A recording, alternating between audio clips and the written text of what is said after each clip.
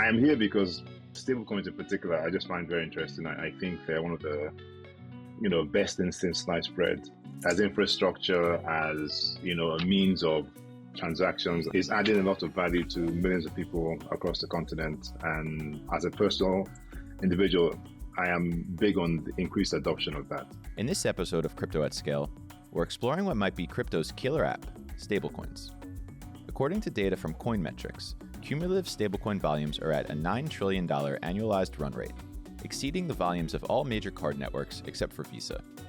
And across the African continent, stablecoins are finding meaningful uptake, particularly in markets with low USD liquidity or countries experiencing currency devaluation. In today's episode, we're going to explore stablecoins in two parts.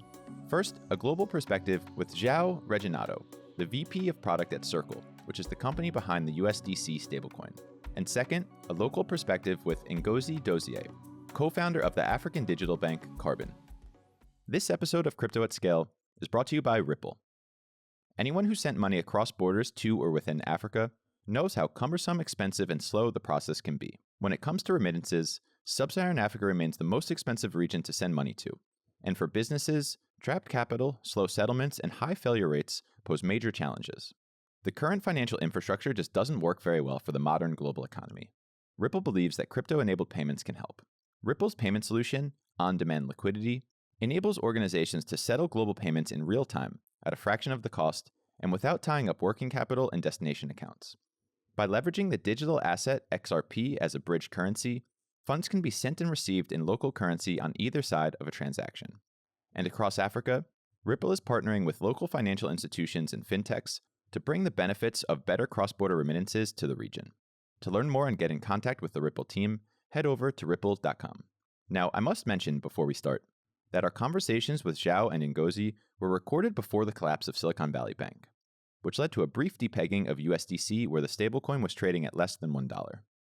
We talk a lot in this episode about the importance of proof of reserves, and indeed, it was the concern about Circle's deposits in SVB that led to the temporary depegging, but it has since repegged and is trading back at 1-to-1 with the US dollar. Crypto at Scale is not investment advice and is for entertainment purposes only. But without any further ado, here's Joao Reginatto, the VP of Product at Circle. So I'm VP of Product at Circle, and I lead what we call the stablecoin product teams at Circle. I have been with Circle for a long time now. This is my 8th year with the company. And I led the build out of USDC, our dollar digital currency, back in 2017, 2018 when we launched it. And since then, stablecoins became a big topic for Circle. And today I lead, as I said, the product team, which is kind of the largest product team that we have in the company. Cool. So usually, to start this conversation, we want to ask ChatGPT to explain this concept for us, right? Because some of our listeners may be coming to the podcast not quite understanding exactly what stablecoins are. So I'm going to start with a read of I typed in the prompt saying, "Explain like I'm 5. What is a stablecoin?" So Joao, I'd like you to give ChatGPT a score, I guess, at the end of it and maybe expand. So here's what ChatGPT thinks. A stablecoin is a type of cryptocurrency that is designed to maintain a stable value, usually pegged to a fiat currency like the US dollar or euro, or a commodity like gold. Unlike other cryptocurrencies, like Bitcoin, which can be highly volatile, prices that can change rapidly, stablecoins are designed to have a fixed value, which makes them more predictable and useful as a means of payment and a store of value. So stablecoins achieve their stability through various mechanisms, such as holding reserves or using algorithmic formulas to adjust supply of the stablecoin. Overall, stablecoins can aim to provide the benefits of cryptocurrencies, such as decentralization and fast transactions, while mitigating the volatility that can make them less practical for everyday use. All right. Do you want to give ChatGPT a score out of 10? Score out of 10, probably a 9 out of 10. Yeah, no, that's pretty good. 9.5. That was good. That felt pretty advanced for a 5-year-old, to be honest. Yeah, I should say explain like I'm 2 years old. But can you explain a little bit what is your definition of a stablecoin, and what do you think the value of stablecoins is, and what you guys are doing at Circle?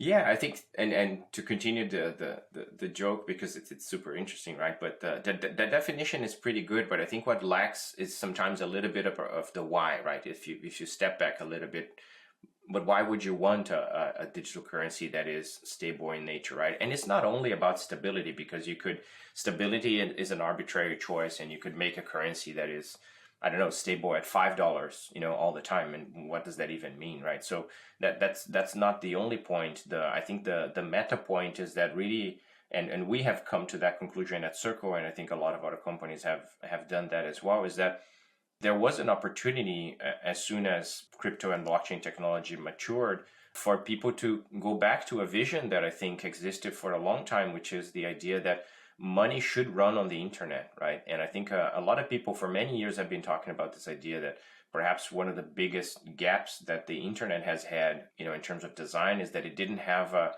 sort of a data format for money, right? We have kind of grown in the last couple of decades to become accustomed to pretty much every digital format, whether it's media, conversation, video, photos, all of that being pretty well defined in how it gets transported over the internet. And we didn't quite have that for money. And when I talk about money, then I am referring to the concept of money that I think is more traditional or customary for just people on a day-to-day basis, right? These days we are debating, is Bitcoin money, is Ethereum money, and those conversations are super interesting. But if you go, to a 5-year-old or to Joe Smith on the street and you ask them, what is money, they're going to tell you, well, money is dollars, money is euros, money is pesos, and all that. So it's what people, are used to use on a daily basis. It's what they get their wages on, is what they pay bread and milk with. And so I think part of the concept of stablecoins for us is this idea of bringing fiat currencies, bringing money as people know them today, but run them on the internet, right? And run them on these new technology infrastructures that we have, because that allows money to become 10x better or 100x better, right? And I think that's really the core concept.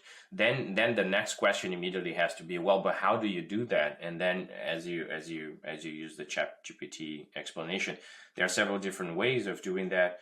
We at Circle in particular, we have chosen, this idea of pegging a digital currency to the fiat currency equivalent by just using full collateralization. It's sort of the simplest mechanism, but it's also the one so far that has proven to be the most robust, right? So the idea is for USDC, for example, that for every unit of USDC that we issue, there's always $1 that we received prior to that and that we keep in reserves, so that every time that somebody wants to come back from that digital dollar, from USDC back to a dollar, that we have a simple operation to just give people that dollar back. That's sort of the construct that we focus on.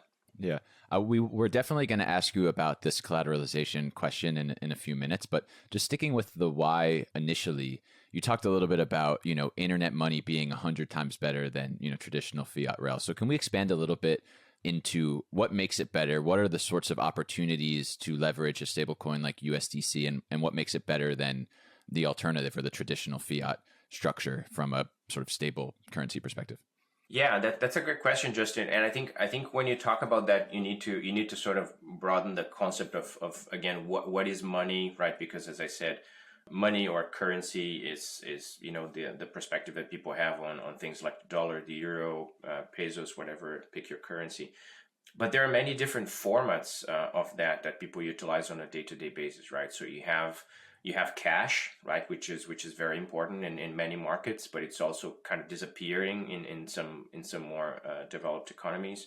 You have various different types of electronic money, but I think what blockchain and cryptocurrencies have allowed us to think is really this concept of digitizing cash. And let me explain why we think that's important. I am actually a fan of cash. Not that I think it's cool to just be holding tons of cash in your pockets. That's kind of cumbersome. It's not a great medium. But I think we forget sometimes about some of the quality properties of cash that are quite interesting, right? For example, cash does not involve fees as far as transacting, right? So if I bring you a $100 bill and I give it to you, you don't get $100 minus, like a tiny bit of the banknotes that gets stripped and collected as as fees. And that is because there's no intermediation, right? So it's basically a peer-to-peer transaction. And I think that's really an important element of how money can work that we sort of forgot over time. The other one is also because of that kind of peer-to-peer nature to the transaction, is that it has instant finality, right? So the moment that the dollar bill leaves my hand and gets to your hand, that's it. The transaction is settled, right? I have no more of it, and you have all of it now. And again, we don't need to wait 2 days. Wait 2 days and then check your pocket again and see if that banknote is there. No, it's like instant finality. It's a thing that, we have grown as humans, we have grown accustomed to understanding. And it's also an instant transaction, right? And so all of these properties are good quality properties of money that over time, as we have evolved, towards electronic money, we kind of forgot or we missed on them, because electronic money, it's not digital. And I think it's important to differentiate, right? Electronic does not mean digital. So electronic money means, we have moved to all these electronic databases that are controlled by entities. But because nobody could figure out a way to prevent money from being duplicated, right? You basically had to create this entire infrastructure over the last number of decades so that you could secure electronic money, because otherwise people could duplicate an entry in one of these ledgers on a bank, and there you go, you would be fabricating money. And all of a sudden we created a lot of intermediation. We created a lot of, cumbersome parties involved in settling these transactions. We created a lot of cost. And so I think the idea of digital currencies and stablecoins, they bring those quality properties of cash, right? So again, they have this idea of peer-to-peer transactions, instant finality, near free transactions, but they bring additional benefits then, which is the fact that, first of all, this technology allow all of the transactions to be global, right? So that's a problem that you have with cash. You have only the ability to settle that transaction locally. Both parties have to be co-located. Now, all of a sudden, with stablecoins or digital currency, we can have a peer-to-peer cash-like transaction, involving somebody in Nigeria and somebody in Brazil, right? So completely global in nature, can go everywhere where the internet goes or an internet-connected device goes. And I think the second element that this technology makes it tremendously powerful. This is where I think the 10x or even the 100x comes from, is the fact that this is not only a currency. This is a protocol. This is a platform that people can build on top of, right? And I think this is the key innovation that happened to the space, because and I think you will remember that conversation that happened a few years ago in crypto that I always like to bring back to.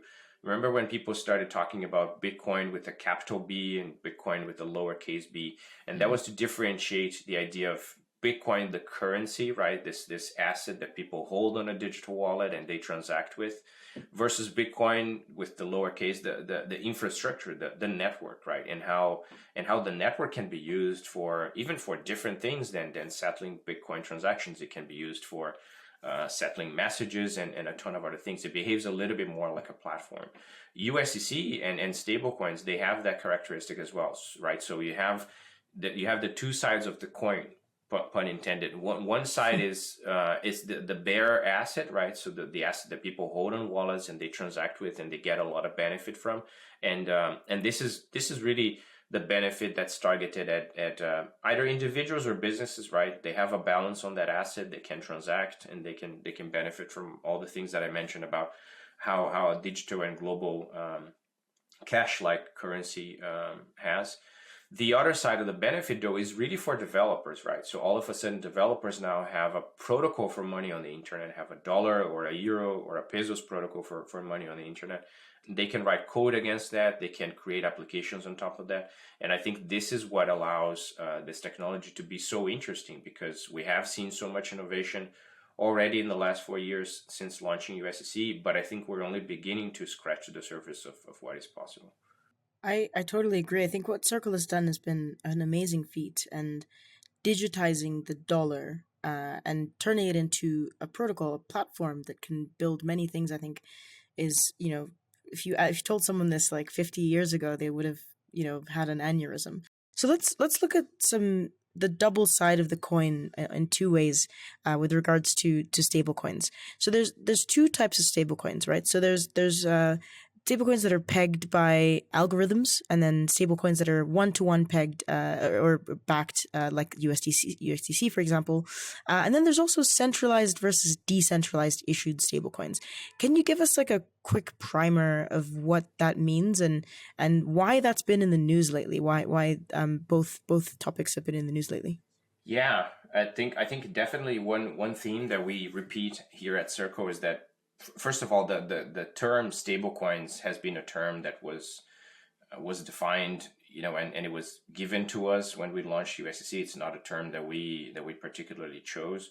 So we tend to use different terms depending on the context of how we're talking about what we do. But it's important, even though the industry has adopted this term, it's important to understand that not all stablecoins are equal. And in fact, when you look at each one of those, they are fairly different. But broadly speaking, as you said, there are a few different mechanisms that people have created over time to basically achieve this goal that we discussed in the beginning, which is you essentially want to bring a currency that people are familiar with, the dollar or the euro, and you want to bring a version of that over in digital form over to blockchains, and basically that involves some design of a pegging mechanism, as you said. That's usually all about that pegging mechanism and how you maintain that peg. Maintaining that peg can be done by the use of collateral. So that's usually one bucket, and it's what people call stable coins that use exogenous collateral. So they look somewhere outside of the construct of a stable coin, and they say, what are we going to use as collateral to anchor the value of this currency to something that we desire, for example, the dollar. Our mechanism, it's as I said, I think it's the most simple mechanism, which involves basically defining that collateral as actual dollars, right? So customers send us dollars, we set those dollars aside, and then we issue the digital version of those dollars in response to that initial deposit. And what that does is that it reassures everybody that you always have those reserves ready to give back to people if people want to redeem USDC back into dollars. We have been doing this since 2018, as I said, and we have evolved our understanding of how those reserves should look like. But today, just to give an example, today Circle holds those reserves partially in cash, partially in actual dollar deposits on banks like Bank of New York Mellon in the United States and a few other partner banks. And it holds the remaining part of the reserves in the form of basically short-term U.S. Treasuries. And that's held with BlackRock in the case of Circle out of the United States as well. But there are other types of stable coins that choose to use a different type of collateral. For example, they can use a crypto collateral. And usually the reason why they do that is to your point, where is to have the solution be a little bit more decentralized, right? Because in the case of Circle, the solution is very centralized. There are many centralizing points to the solution. The banks that hold the reserves, they are central points to the solution. Circle, which is its intermediary that perform the exchange between the digital and the fiat form of the currency, is a central party. And there are risks associated with you trusting Circle or trusting banks, even though we think that is a very robust and trustworthy solution. There are risks. If you want to go more down the direction of decentralization, then you want to make sure that the collateral, for example, does not have a centralizing element. So you could choose to pick Ethereum as a collateral, which is the case of MakerDAO and DAI and how they have built their currency, right? So you can deposit an asset like Ethereum, and Ethereum is a decentralized asset, right? So it doesn't have centralization on that form, but also the system is built on chain, so that the DAI currency, the stablecoin, is issued directly on chain via a smart contract. So again, there's nobody actually controlling that. It's all software on the internet. The risk with those types of constructs, right, when they use cryptocurrency as a collateral, is that you have volatility on the collateral, right? So a certain amount of ETH can issue a certain amount of DAI. But what if that amount of ETH fluctuates in price, right? So you might have more or less collateral depending on the variation in price. And if the collateral runs below a certain point, which is kind of a safe point, because it would mean that the currency would be unbacked, then usually what happens in those circumstances is these systems, they auto liquidate that collateral, right, and they close those positions to make sure that the system is always tight. So that's another type of construct.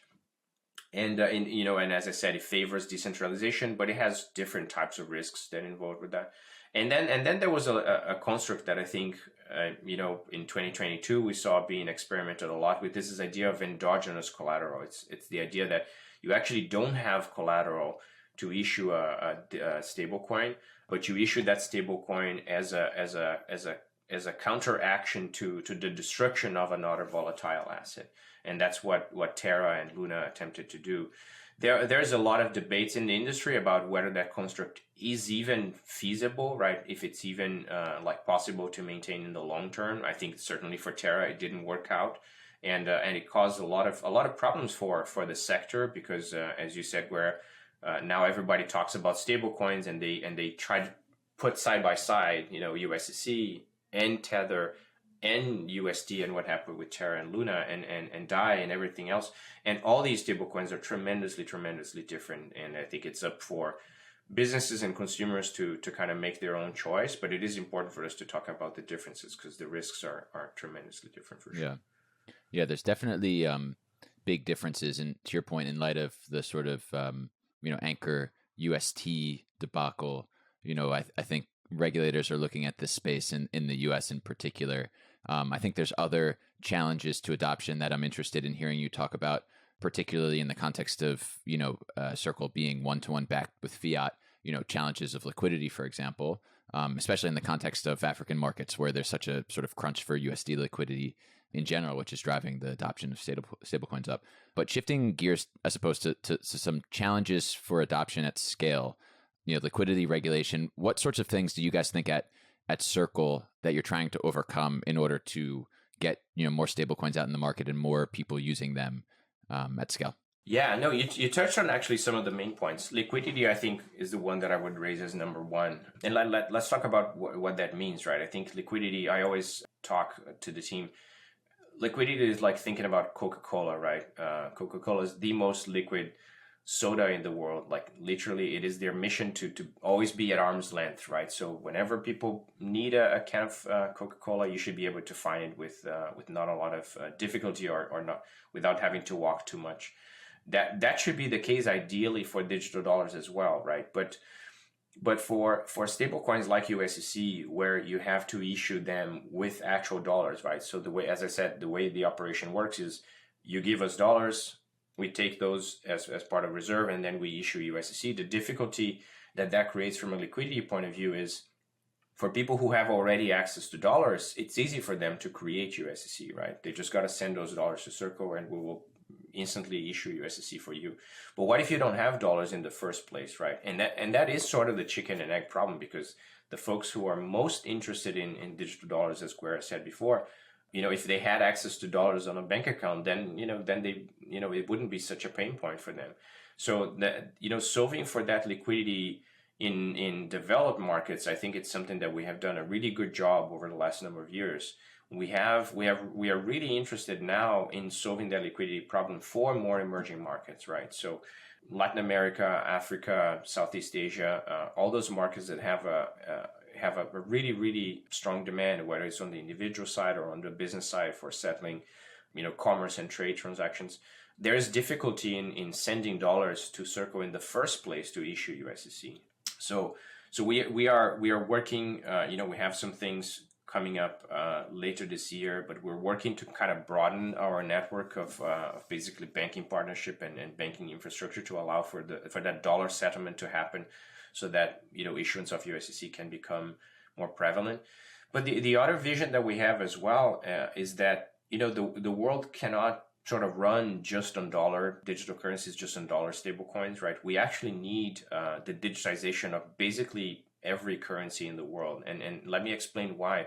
The idea is that, FX markets and being able to swap currencies is also something that is extremely cumbersome and extremely costly in most emerging markets in the world, right? There's a lot of intermediation, there's a lot of risk that basically, implies an additional cost.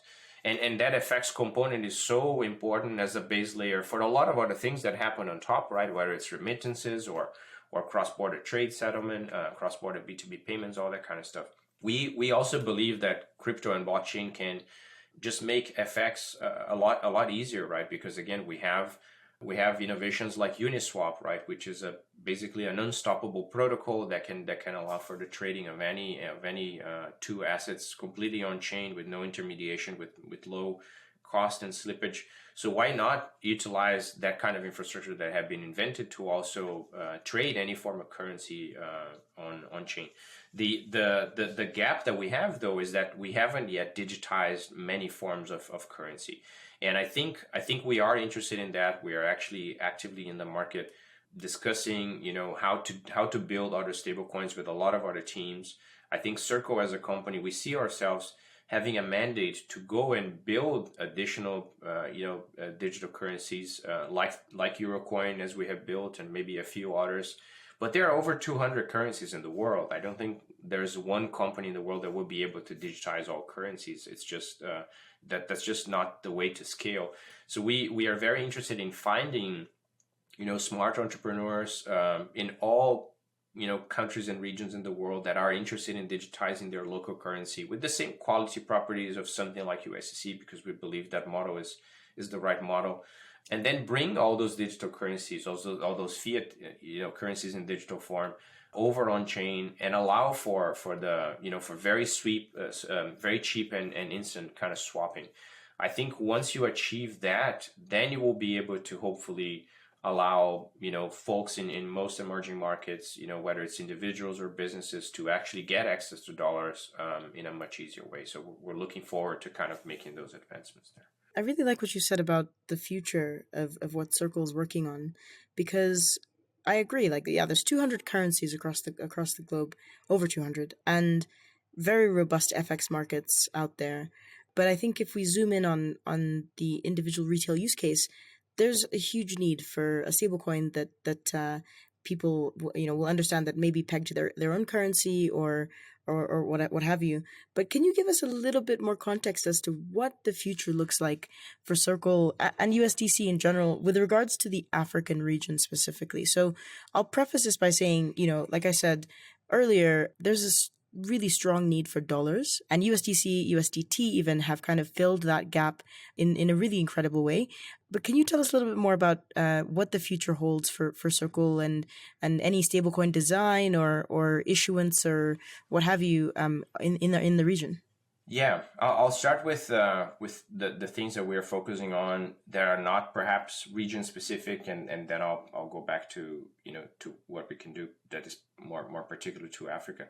We have been really focused in the last while, and we'll continue to be focused on that in 2023 as well, on this idea of making USDC a protocol, which is what we described earlier, right? So we think there's actually still a tremendous amount of work left to be done in really fulfilling this vision that there is a protocol for dollars on the internet, and then over time expanding that then to other currencies. But USDC, because it's the longest running asset and currency that we have, it's where we deploy all the innovation, and then we port that innovation over to the other products, to Eurocoin and so on and so forth. So a good part of that is continuing to invest on making sure that there is fast, cheap settlement for those transactions. So we continue to invest in bringing USDC to new blockchain ecosystems and benefiting from the innovation that's happening in those different ecosystems. In doing that, and we have announced the launch of a product that we call CCTP for cross-chain transfer protocol. It is really, really important then, as USDC becomes prevailing in many different blockchain ecosystems, we have to make sure that it is easy for developers to not have to think about which version of USDC they're using or which chain they're going to settle on. And so we have developed this technology called CCTP that basically allows USDC to be transported very, very seamlessly from one chain to the other. It's kind of an evolution of the bridging technology that exists today, but because USDC is an asset that holds off-chain collateral, we can sort of bridge it in a particular way, and we're super excited to rolling that product out now in the next coming months, and we will have to have a continued investment in connecting that bridge to all of these versions of USDC on different chains.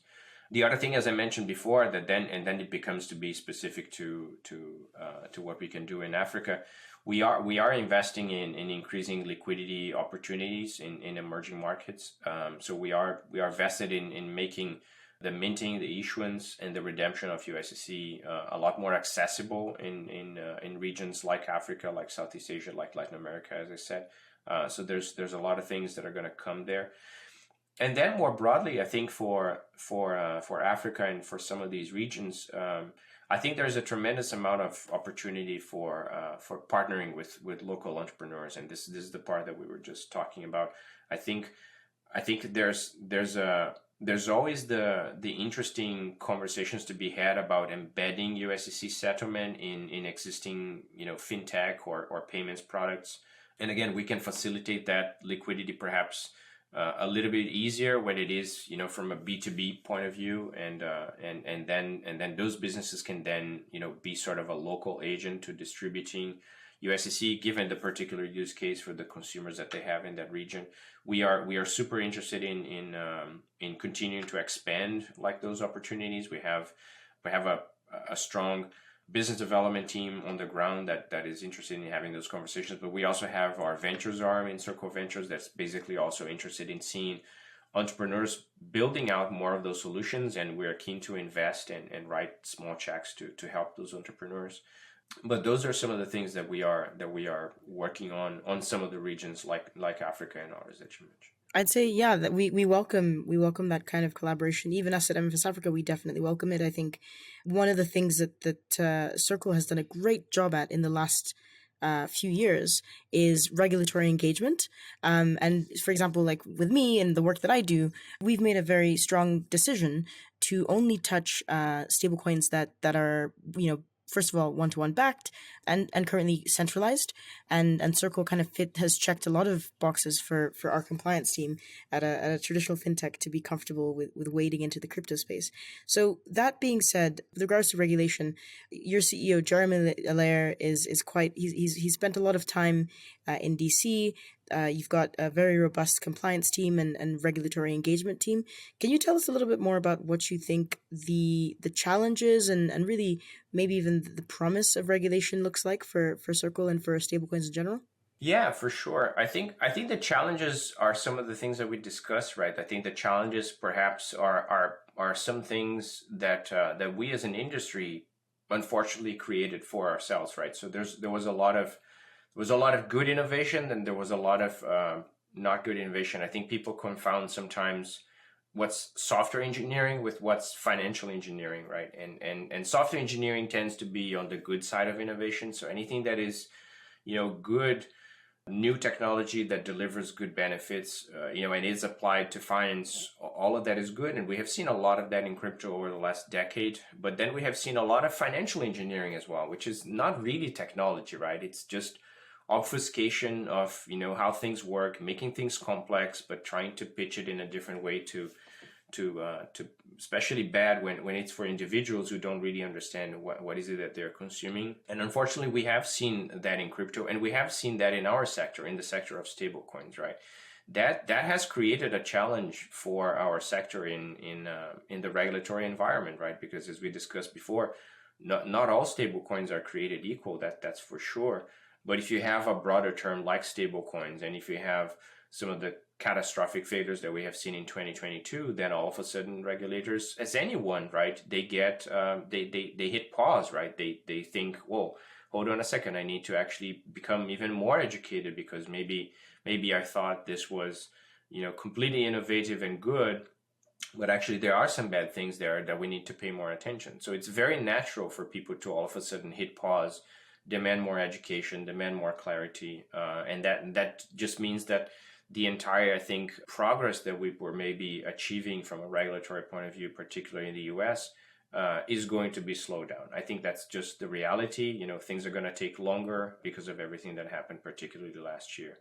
But I still think we are optimistic. We are seeing the shoots of increasingly sophisticated regulation. Whether it's in Europe with MiCA, with the things that in the United Kingdom people are talking about, what's coming out in Singapore, in Asia, and hopefully what will come out in the US as well. I think eventually we will get away from this phase of a little bit of regulation by enforcement, and we will have clarity, and we will have perhaps law that states what's the best way to build stable coins, how they should be built, how they should be managed.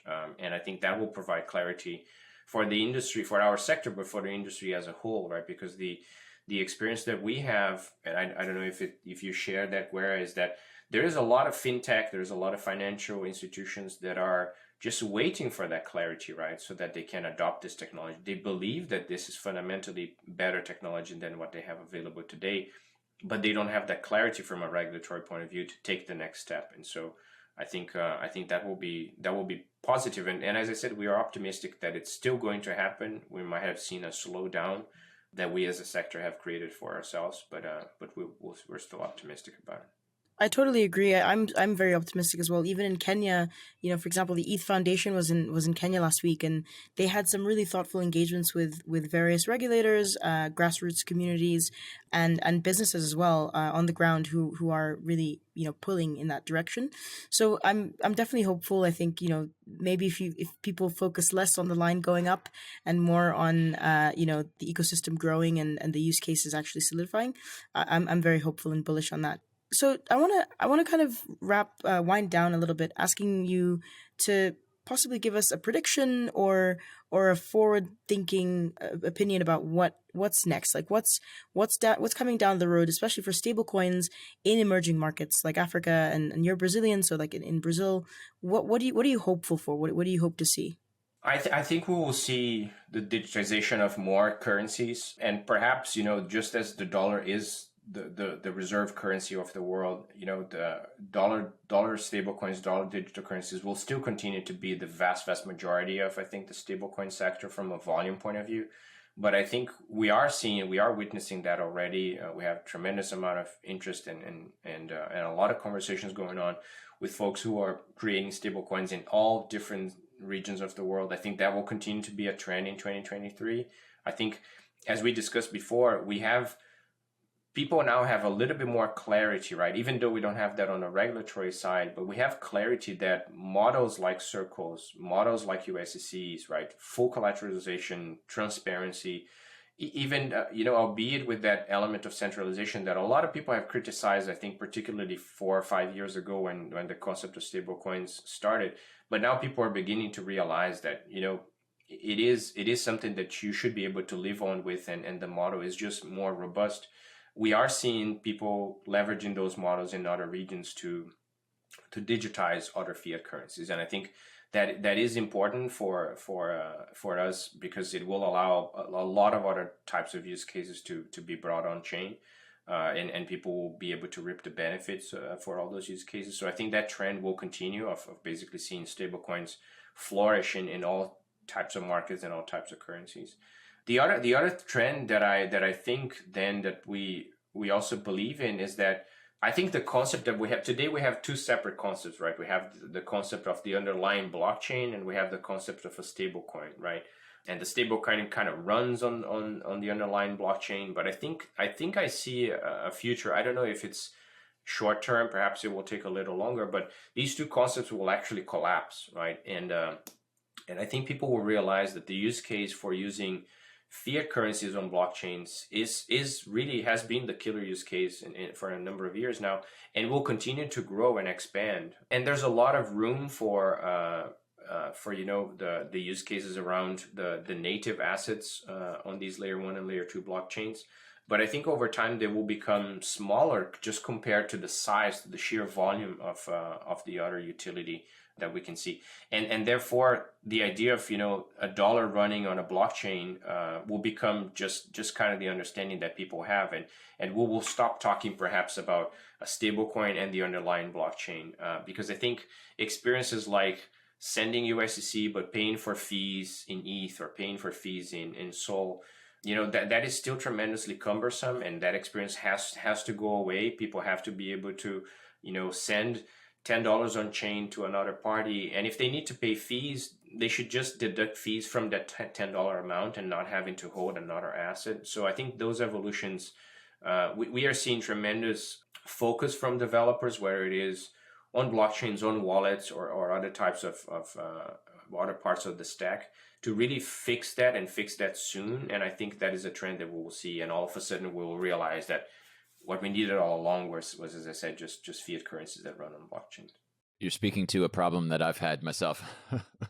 Definitely, we face these problems every day on the continent. So let's wrap up with some recommendations. So we want to wrap the show with just going around and just asking everyone to just give a recommendation. Could be related to this episode, could be related to anything really in Web3 crypto.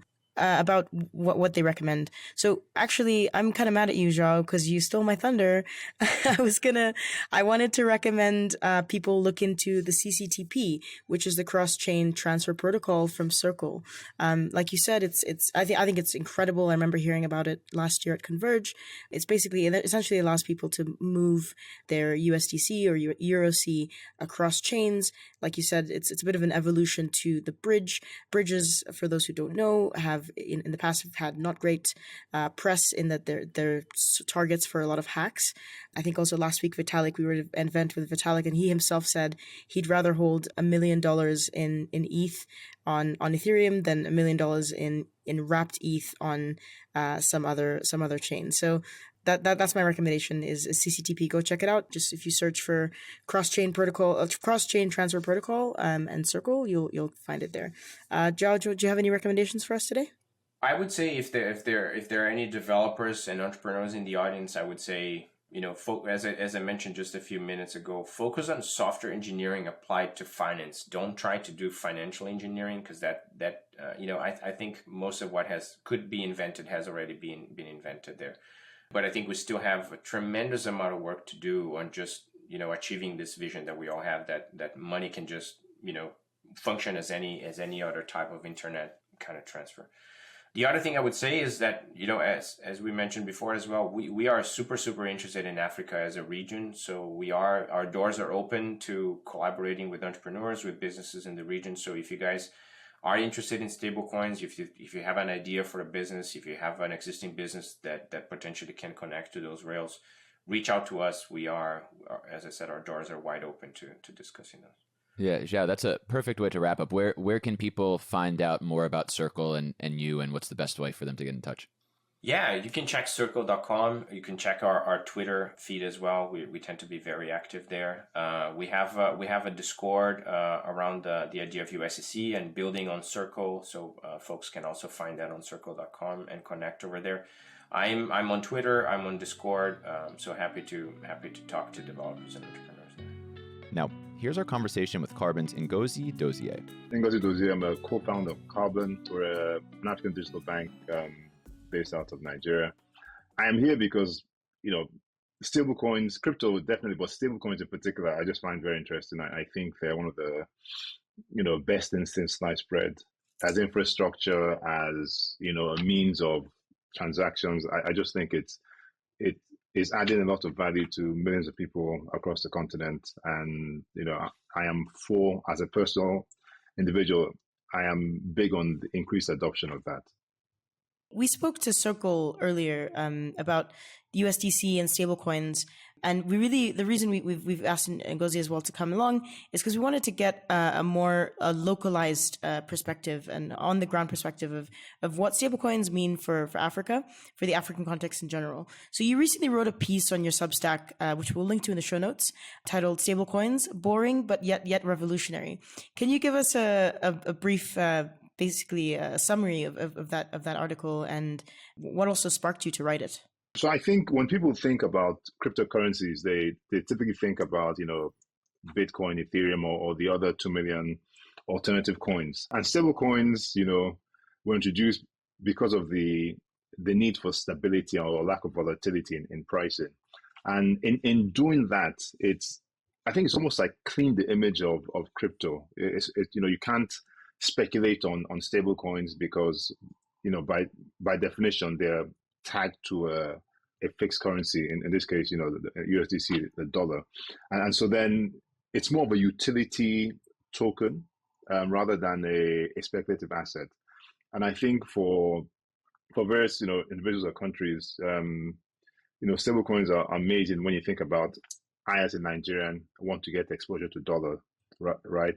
Because I'm scared of my Naira devaluing, or I want to make a payment, cross-border, whether it's in Kenya, China, Thailand, or even just like, hey, I want to save and get USD yields. So it's allowed millions of people access to assets that, historically were denied them. So if I wanted to invest in Amazon stock or invest in UST bills, or even just make that payment without going through some middle person, then stablecoins give that amazing access and at low cost as well. So it's speed, it's efficiency, it's cheap. And I think that was the essence of the article. And also to say that, this is just the beginning. I think these are the obvious use cases, but I believe that there'll be more use cases that we have no idea of yet right now, as more firms, individuals, innovate around the space. And how do you think about that specifically in the Nigerian context, where devaluation and low USD liquidity for export, and just a lot of inward remittance in general with high cost and fees associated with that? I mean, I would imagine that the sort of use cases for stablecoins are exacerbated in a country like Nigeria, and given the sort of uptake that we've seen, that probably proves to be true. But how do you think about use cases, whether the ones we're seeing or sort of future use cases in the African or Nigerian context in particular? So you're right. I think the use case, in terms of a means to access foreign exchange, is huge, and probably over exacerbated because of the capital controls in Nigeria. But I think it's definitely a big one, because we have limited dollars. So if I'm an SME and I want to make payments cross border, this is a quick way to do that. If I, as we discussed earlier, if I want to even just invest and save money, it's a quick way to do that. I think, because the Nigerian banking system is fairly sophisticated in terms of speed of intra-country payments, that benefit that say stablecoins have in the US, where the payment rails are not as sophisticated as many countries in Africa, is not there, because I can do mobile transfers, it's real-time payments. So it is a benefit in stablecoins, but not a big deal in Nigeria. But I do think the FX element is huge. And the other element that I think we don't really talk about is the fact that it's also trusted. The USDC, run by Circle, I'm a big fan of, because it's almost like they have their own reserve bank. So 80% of their cash they receive, I think, is in treasury bills, 20% in cash in banks. So that your money is safe, and so I think that's an element where I believe can have an impact even in local settings. One of the things we see, and this is anecdotally talking to customers, is I'm a Nigerian consumer. I'm saving at, if you're on Carbon or other platforms, maybe up to 15% annually, right? But inflation is around 21%, right? So you're actually losing money. What we're seeing right now is individuals who are making a rational decision to say, I want my money to earn more. So I'm going to right now change my money into stable coins, get dollar yield, even if it's 4%, but I'm earning a real interest right now. Now, the danger of that is that savings, deposits, that's the lifeblood of the banking system. Money is fungible. So if millions of people are now learned about stable coins, and this podcast will not help, it will actually exacerbate our problem. But when they learn about the opportunity, they can shift money very easily. And what that means then is that if you're a financial institution and you depend on deposits to on-lend, then your source of capital is diminishing or increasing in price. And again, this is why I think the regulators cannot ignore it. The horse has already bolted. The individual consumers are voting with their funds and making rational decisions.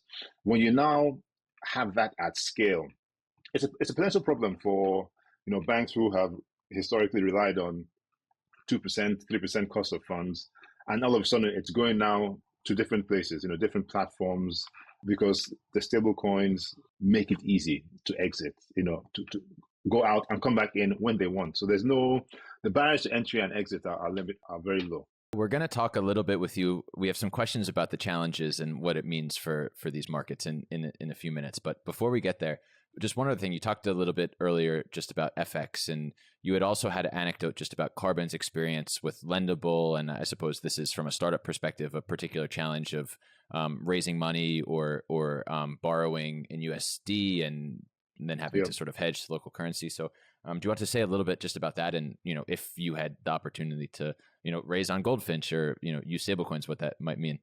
So the challenge we face was that as a lending institution, and in many parts of the world, lenders like ourselves, have access to wholesale financing where banks will lend us, millions of dollars, etc., based using our loan book or even just our historic financials as collateral. We see how much you made on these loans historically, so we trust that you can pay, almost like your bank gives you a credit line.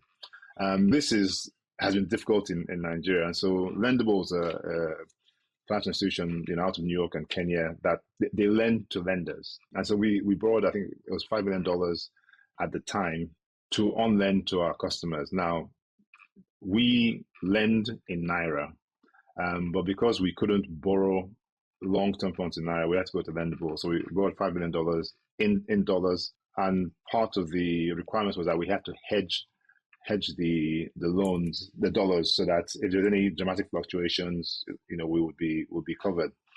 Now, as it happened, I think we actually paid them off just before COVID, which was, if we hadn't, Lendable would own us right now. and again, the opportunity is, a company like Goldfinch, which is basically an intermediary between, thousands of individuals who have stable coins looking for yield. And, Goldfinch takes those stable coins and then on lends to lenders like ourselves. Now, it's just for context, with Lendable, it was probably a 5-month process doing KYC, diligence, etc., going through our books, etc. With Goldfinch, there is a similar setup in terms of getting KYC and diligence, but the funding is much quicker because it's almost like a marketplace where I have $1,000 in stable coins. I want to get yield. I put it on the platform, and you've seen on Goldfinch where people have raised money. In the first transaction was, I think they raised about, it was $3 to $5 million in about 15 minutes, right? Now that's powerful. Now, if you take that and say, bring it into Nigeria, where imagine if you had a pool of potential consumers looking for higher yield, people like us who want that debt, and instead of going into, lender to lender and having the same conversation, actually having a centralized location and that decentralized funding mechanism, it's catalytic to companies like ourselves who maybe don't have the track record. We're 10 years old, but who maybe have just started up, and people are saying, you know what, yeah, I don't mind, I'll place a bet on them, and let's see what happens. So again, these are the things that again can happen. Regulation aside, I'm sure there are different regulations around that, but I think we've only just started right now, and whether it's even, so we're talking about lenders here, maybe it's funding artists, right? Maybe funding innovative programs, it's very exciting. It is, and I think that you've touched on something really interesting, and I think the use cases are, like you said earlier, we've only just started. We haven't even fully understood what the scale of what we can do with stablecoins. But I want to reframe the idea of stablecoins and in this ecosystem in Africa, specifically in the global South, and think of stablecoins as more of a platform or pipes or infrastructure that you can then build on top of. The use cases you've just described are they're early use cases, but you've touched on a really interesting one with Lendable. So I want to kind of zoom in on that a little bit, with Lendable and Goldfinch even. Access to debt, especially access for businesses to debt, is really difficult on the continent. You're kind of contending with a couple of factors that just are raising red flags everywhere. So it's, Africa, red flag. You're in lending, red flag. Right. Here in payments in Africa, red flag, Right. red flag, red flag. Right. So traditional lenders are just ooh, it's too high risk, and they price that risk really high. So it's really difficult to access debt. Can you tell us a little bit more about the promise of originating loans in DeFi? We're actually going to have an episode about this. We've got an episode planned, but if you could tell our listeners in a little bit more of a simplistic way of why is it easier and why is it better for the ecosystem if we're able to access and originate loans and debt in DeFi and crypto versus SMEs or even scale ups and fintechs who are lending to access that from traditional lenders? So I think the first thing I would say, and the beauty about, if you think about stable coins, is it's almost like it's a global platform. It's the same platform in Nigeria, in Thailand, in the US, in China, right? It's all a common standard. Now, once that happens, then you just have a larger and broader market. So you have, if you talk about DeFi, the most famous platforms are things like Compound, where I can place a digital asset and borrow, digital asset as collateral. Let's say I put down, $100 of BTC or Bitcoin, and I can now borrow $60 of USDC, stable coin, and then I can use that for whatever I want, etc. So that's almost like your copy and paste of your typical banking transaction, where I want to borrow $1 million. I put down a house worth $1.6 million, and I take that money and I do whatever I want to it. And then if I don't pay back, the bank forecloses. Now, I think what's exciting about that is that if you use that stablecoin as infrastructure and say, okay, if you take a carbon, we don't take any collateral. So using stablecoin or DeFi as a platform, if we're allowed by a regulator, which we're not, it means that all of a sudden I can easily transfer funds globally. So I can collect funds from customers in Nigeria. And if the regulation allowed, I could actually then start lending in Kenya, in Thailand, in Brazil, right? Because it's a common currency, USDC in this particular case. There are common pipes to send money, but also to get payment. And I think that's, money in many ways is information, right? So we can then easily transmit information as to where are the customers, the best payers, or where are loans very expensive because the banks there don't want to lend, etc. That is a marvelous world, and you've got I think it was Afrexim Bank that were looking at some sort of common exchange for payments. I think it was called PAPS. That's a scenario where you're going to have to build new infrastructure, right? To one, send funds, to also convert funds, have different treasury schemes to make sure that when I'm changing Naira to SEPA, to CD, to pounds, everything's up and running. The stablecoin infrastructure exists already. The pipes have been laid. The rates are liquid at 24/7. So there's given the volumes, the speed, the information is there. And so that would be an opportunity to, instead of building anew, to say, let's just take what is existing and execute. The potential for trade, for bringing down the cost of remittances, or payments, or cost of financing, because it could be that, in Nigeria, let's say, we're 50 million bank accounts. Maybe I only want to lend to 1 million of them, 2% of those customers. But I see that Egypt has a lot more customers that I want to target. All of a sudden, Egypt is open to me, right?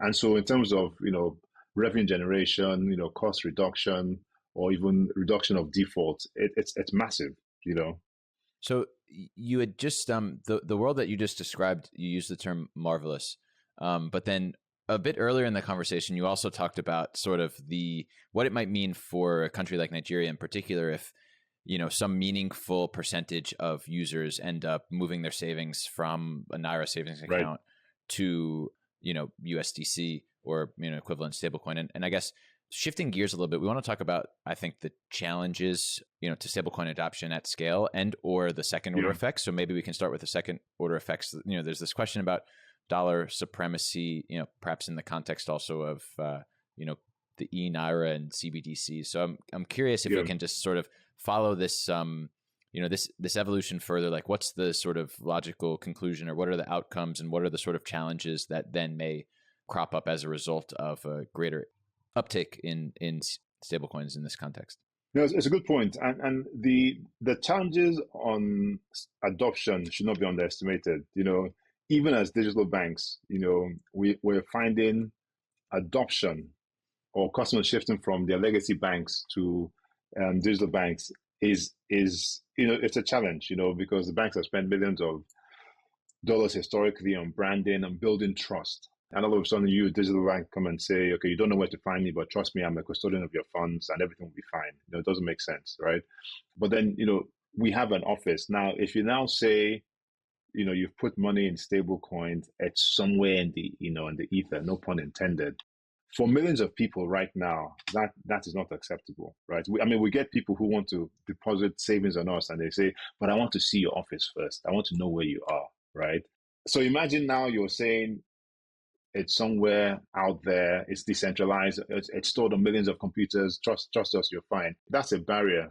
Coupled with the fact that you mentioned stablecoin, these are terms that I think only X% of people are comfortable using. It's inevitable that it is linked to all the scandals, whether it's FTX, BlockFi, Mt. Gox. There needs to be a high amount of PR done to remove the linkage of cryptocurrencies, stablecoins to terrorism, scandals, etc. And then I think there's a lot of work to be done, and that's just an adoption before you get into potential issues of I've put my funds there, I've forgotten the password or the keys to get access to my funds, and even just the user interface that's not as clean and smooth as what we're used to. The advice I give people is almost, I know Greg, you talked about this, is use this stablecoin platform as infrastructure and don't even mention it, right? So we can be powering remittances cross-border using, stable coins. But at the end of the day, all the customer wants to know is, I need to make a payment in Kenya, right? It's in 50 shillings. Can you do that for me? What we're doing, I think, is almost like we're trying to sell a customer a Mercedes-Benz and then telling them about all the, the chassis, the cylinders, the spark injection plug. They don't care about that. Will it get me from A to B? Does it have plush leather seats? That's what the customer wants. So I think we almost need to, cryptocurrency started off, really talking about the plumbing and why it's amazing. And we haven't gotten away from that. And we should just be talking about what problem does it solve for the customer, for the end user. I agree. Like, I think that in the early days of any new technology, it's really just surrounded. It's adopted by insiders, by nerds. So like I always liken it to SMPT. I always ask people, I'm like, hey, do you know what SMPT is? When people are like, oh, I don't understand crypto, it's so confusing. I say, okay, do you understand what SMPT is? And they say no. And the people that do say yes, I'm like, okay, you are 1% of the world. Correct. But do you understand what email is? And they say, yeah, of course I understand what email is. Email is I press a button and it flies through the internet and goes to where it needs to go. SMPT, in the early days of its adoption, was only adopted by people who truly understood the protocol. So what stands for Simple Mail Transfer Protocol. We've had the likes of Google, well, back in the day, Yahoo, Hotmail, whatever, have built, even Microsoft have built clients on top of that, and we called them clients back in the day, right? But now it's just email. It's just, you just push a button and it goes through, to where it needs to get to. You don't need to understand how it works. I liken that to crypto now. So a lot of the people who are in this space are insiders who understand, the intricacies, and honestly, it's quite exclusionary in my opinion. There's some people who would like to keep it that way, but I think that crypto adoption at scale is really, we're still having a lot of challenges, and you've touched on something that I'm quite passionate about, which is really the mullet.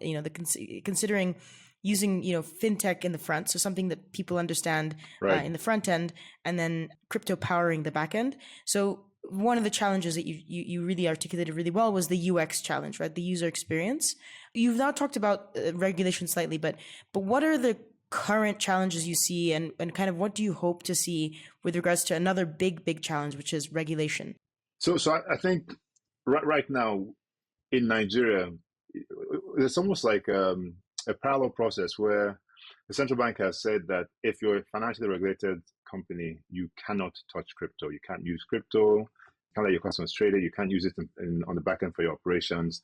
At the same time, the Central Bank of Nigeria is also in the process of launching its own, stablecoin. I think call them CBDC, Central Bank something coin. So that's, on the one hand, you can be frustrated because we see stablecoins as a great means to serve our customers. Customers want to use it, right? They and for logical reasons to improve their financial situation, and so we want to also help them. So that can be frustrating. On the other hand, the fact that the central bank is also, like many other central banks globally, also pushing its own, coin, that gives us hope, because then that there's a group of people who are in the space working to understand the challenges as well as the opportunities. And, my belief is that it's just a matter of time, right? I think it's rational for central banks to be by default conservative and a bit circumspect of new innovation. That's their role. So that's fine.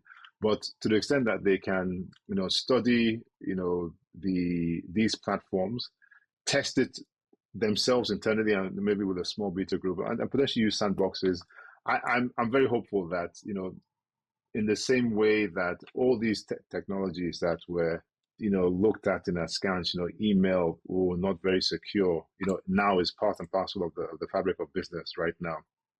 My belief is that you will find this happening all over the world.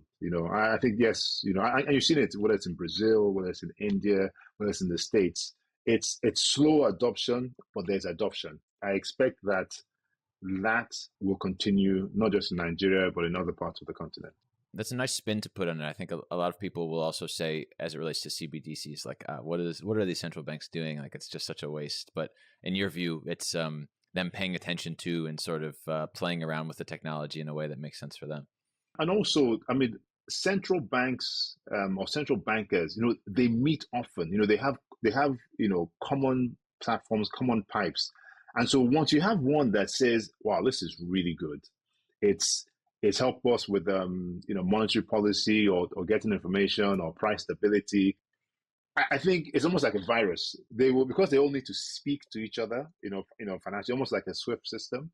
Then if one gets it and is also influential, maybe one of the big, G7 countries, then it's a matter of time, I think, that the adoption will take place. So just moving on, I think, just to, another future facing question. We talked a little bit about some of the challenges, some of the opportunities. I'm wondering if you think in this context of anything else that you wish to see or that you hope will happen to further the proliferation and adoption of stablecoins. Maybe it's something as simple as, a name change, like you talked about earlier. Maybe, we need to find the email equivalent or something like that. E-money, that's not a good one, but maybe. But I don't know if it's that or, or just a sort of patience in the adoption, as you said before. But how do you think about, what needs to happen next, or what you wish to happen in the next 5 or 10 years for the benefit of stablecoin adoption? I'll flip the question and tell you what I'm scared of right now. So we've talked about, from our customer's perspective, the risk of capital flight, right? Because have Naira, but I want dollars. I'm going to move my money into a platform. The risk we see as a credit-led digital bank is you have platforms, maybe powered by consumers looking for yield, who can now say, you know what, why can't I lend in Nigeria? Why can't I lend in Ghana, right? They've got lower cost of capital, maybe because they're in a low inflation environment, and so the price to pay is not much.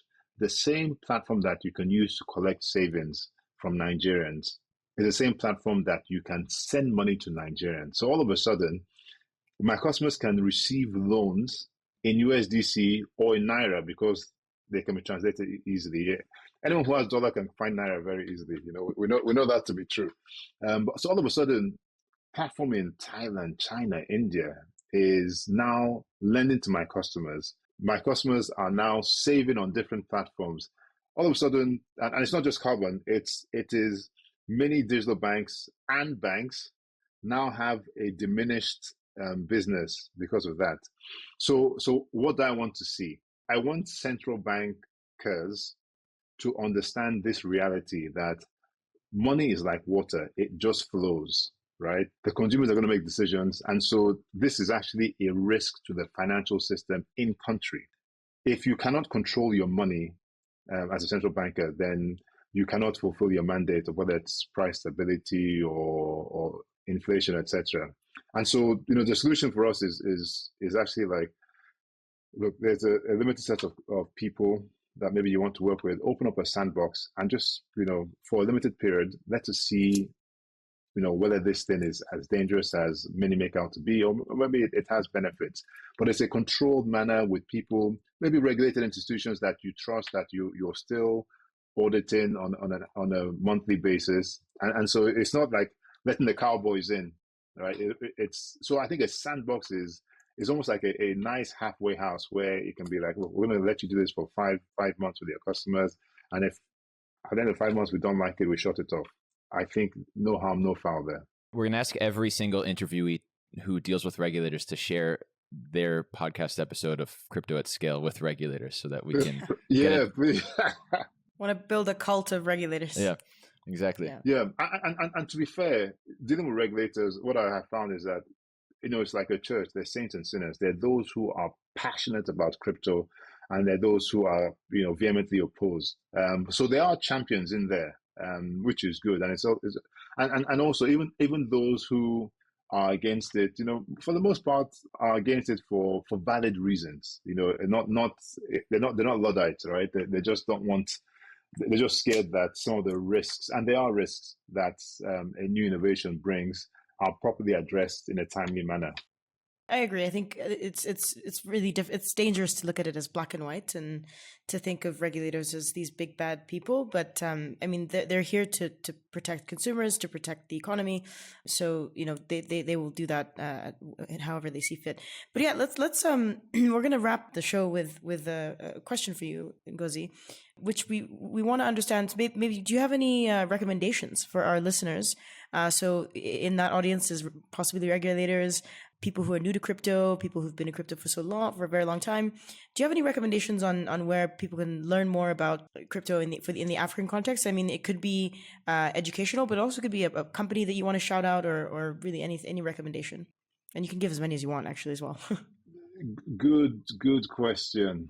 Of course, now that you asked the question, all the things run away. Look, I would say to, like I said, there are many companies out there doing great things. I don't want to mention anyone in particular, but I do think speaking to founders is a great thing. There's some great writers on Substack, primarily out of Kenya, actually, that have been doing a lot of writing on crypto and stablecoin in particular. So I don't have any direct recommendations, and of course, as soon as this podcast ends, 5 will come up in my head. So I apologize to all of them. But I do think, though, that one thing I would look at, I'll get annual report of Circle to really understand how USDC works, because I think looking at it as a listed company with the reporting requirements of a listed company and the governance and transparency that they adopt will give people a sense as to, one, what is behind this thing and what it takes to build trust.